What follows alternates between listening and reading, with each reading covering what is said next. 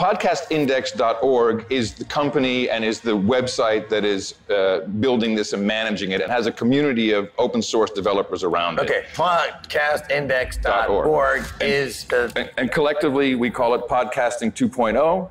And if you see this badge and you're certified, then you know it's the best podcast. In fact, Orange Pill is another great example. You know, you can stream Satoshis and whatever app you're using also gets a little piece of that. I mean, it's really a whole ecosystem where if everyone works together and everyone does it, everyone gets paid and it's uninterruptible money supply and it's an uninterruptible media distribution because we've removed it from Silicon Valley.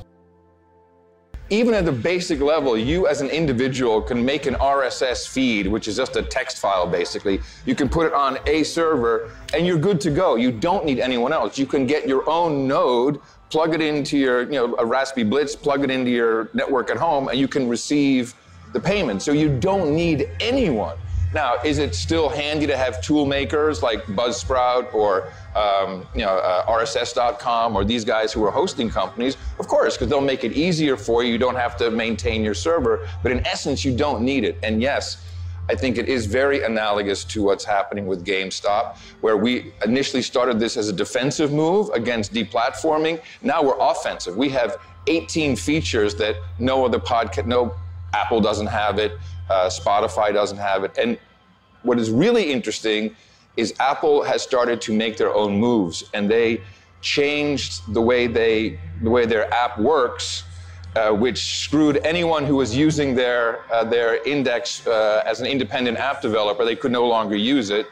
And also episodes are not updating timely anymore. They're updating it 2 hours later or a day later. People can't get into their system. So I think they've focused on, let's do subscriptions and we'll hijack this stuff over here. And they've given up on it. So now we're driving the innovation. And I think the independent ecosystem has really been a lot more of podcasting than the big boys are realizing now. Yeah, it's interesting. I mean, your career, obviously starting out as one of the original VJs on MTV, and that was a huge innovation in its time.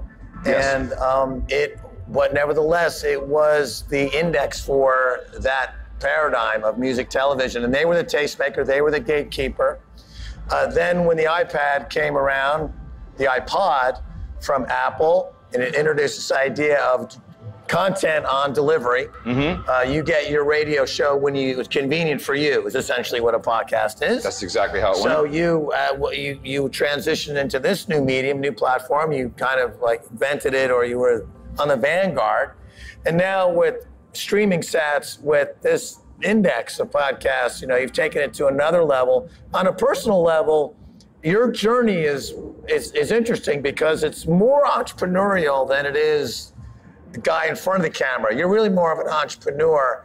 And so where do you see this going in another 5 years in terms of the actual content? Because if the content becomes this dynamic and price discovery becomes this dynamic, the content itself is, I think, going to fundamentally change from being like, let's put the same song on every 30 minutes.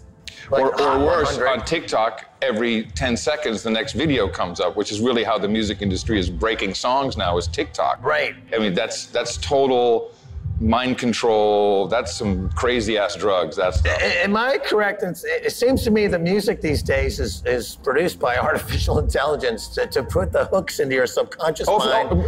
It's musical well formulated, overdubbing. Yes. And beat synchronization, the click tracks. Absolutely. Like there's almost no conscious contact with the music. It's all hitting my unconscious mind in this kind of war of attention for my attention. Very purposefully so. Is that really sad? You would know better than me. Let me answer your question about where we're going, because that will address this as well. So being here at this conference, which it was great to see you, and I've been to better conferences, honestly. It's a little warm and long waits and okay.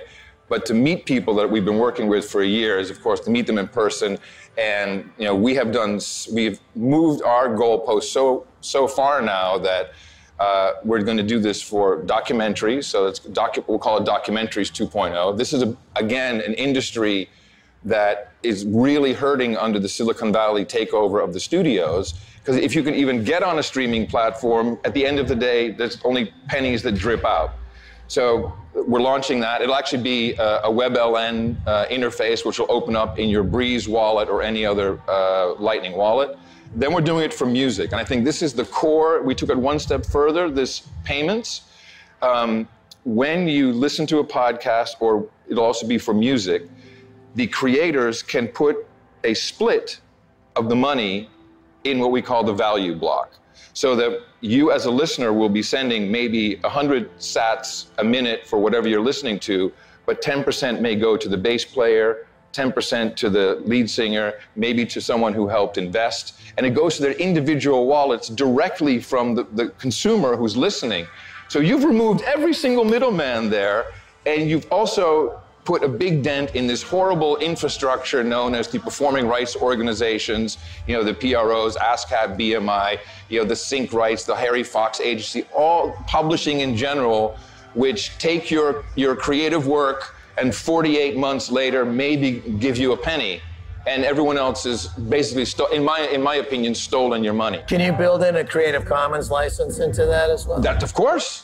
And again, we see it as value for value. So this remuneration model, you get a hit podcast or creative content, it goes global as a meme, and it generates a quick, few $100,000, let's say.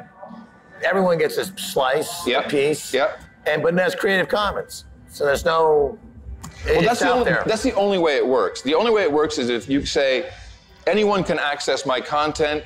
If you value it, just stream me something back while you're doing it. Right. And as it turns out, after 14 years of experience doing this on the No Agenda show, you make a lot more money, or comparatively speaking, to asking people to support you for $5 a month. Well, this is the price discovery. That's exactly the point. It touches in a human relationship. People for 100,000 years have been exchanging stuff. From prehistoric times, for beads, for trinkets, for favors, for reciprocal altruism that may take place a year later. So this is not, not alien to us. So when you put that onto a platform which is Satoshi's and the micropayments, we as humans get to express ourselves in a more human way. Right? Am I right? When I start up Orange Pill or a podcast that I like, even before I've even heard the end of the opening song, I've already boosted you 500 sats because I'm just happy that you put out a podcast. Then if you mention my name, I hit that thing 10 times.